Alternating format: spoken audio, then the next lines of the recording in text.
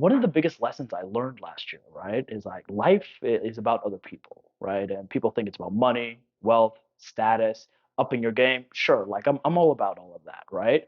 But when I realized, all these things that I love, right? I grew up watching comic book movies, reading comic books, movies, television, film, music. Why do we love all these things, right? It's because we see a part of ourselves, whether it be in that main character or that narrative or that story, right? It's why we connect and resonate with these things. The reason why human beings love storytelling, right? It's because they're microcosms or big epic versions of things that happen in our everyday lives, right? We're all going through our own hero's journey. I lived very selfishly for a long time. I'll keep it at 100. Big shock, I know, but when I left home, I made a decision to live for myself and do what I want, which is fine, which is great.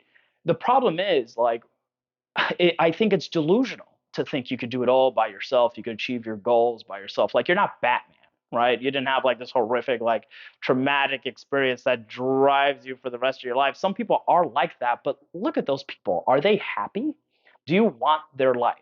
I've seen men in my life who believe they can do it all by themselves, right? And they try to take on this Batman role where they can do it all by themselves. And let's say they're winning for a while, they're doing well.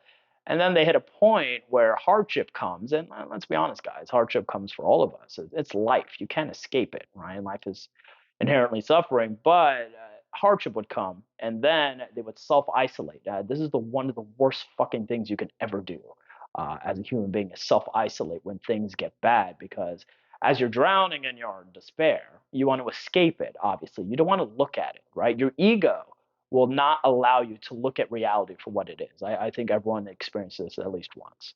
So a lot of people, they turn to their favorite vice or their form of escapism. I've seen alcoholism. I've seen niggas addicted to weed. I've seen video games. I've seen porn addiction. Um, and then here's the thing about addiction, guys, and escapism, it dulls over time. It gets less effective. So what do, right? You do more and more and more and more and more of it. And what's fucked up about this whole thing, in the back of your head, you know exactly what's happening. You see your body deteriorating, you see your mental state deteriorating, but the shame, I think it's the shame of showing of what you've become or you not being your best to other people is what causes people to self-isolate. And those two factors together, that's a negative spiral down. And I've seen this destroy several men in my early 20s enough for me to be confident enough speaking about in a video like this.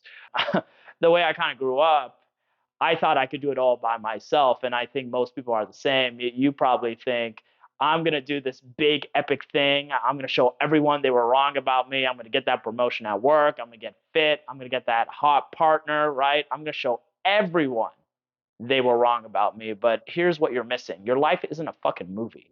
You're not going to blink and have a movie montage and then boom, you have everything. Obviously, hard work and consistency and all that, but more importantly, it really does take a village to raise a child. Let's keep it 100, okay? Like social media has fucked us all up. We all can clearly see that in 2022. But what's really interesting about social media, like people aren't living for experiences or for other people anymore. They're living for their image, right? They go out to upload their story or their highlight reel for other people or to kind of build up this self-image for themselves. I think what's really interesting about this, we've chosen a culture of simulation over hard calculation, right? And when I say hard calculation, I'm talking about real, actual life, right? So I'm gonna be honest with you guys. I spent a good chunk of my life, maybe like 3, 4 years, where I was walking around and I'd be like, "Don't fucking talk to me." Like nobody talked to me, and I was very serious about what I was doing at the time. And if anyone ever went to SF State with me, I'm sorry.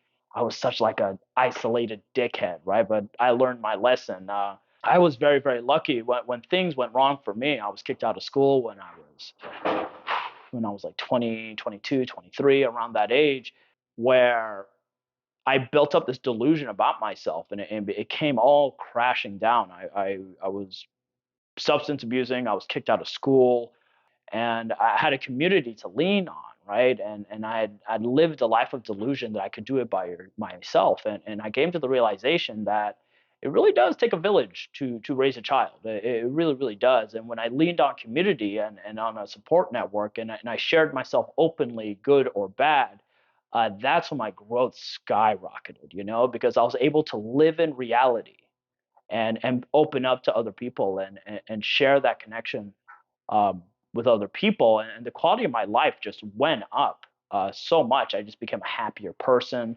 I kind of treat the world as my public square. I would just talk to people when I'm out. And Malcolm X quote I really, really love is when illness becomes wellness, no. When I becomes we, excuse me, illness becomes wellness. And I think I will get it tattooed in Arabic on my arms here. I've been talking about doing that for a while, but I think I am going to do it. But when I became more community minded and lived for something greater than myself and for the people around me and my future family unit and community, I became fulfilled.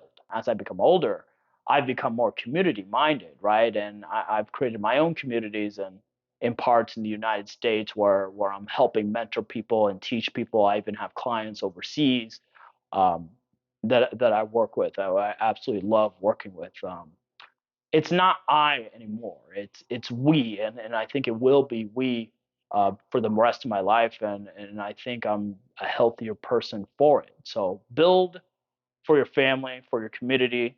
So if you're going through a hard time, even if you're going through a good time, do not self isolate. At least go out one day of the week, have some healthy social time. As human beings, we are deeply tribal creatures. We are still hunter gatherers. And technology has evolved way faster than we can ever hoped, right? But we need to remember our roots, that we need other people. Even if you're an introvert and you need that recharge time alone, you need a family. I think every person at their core wants a family, whatever that means to them, whether it be friends or blood family.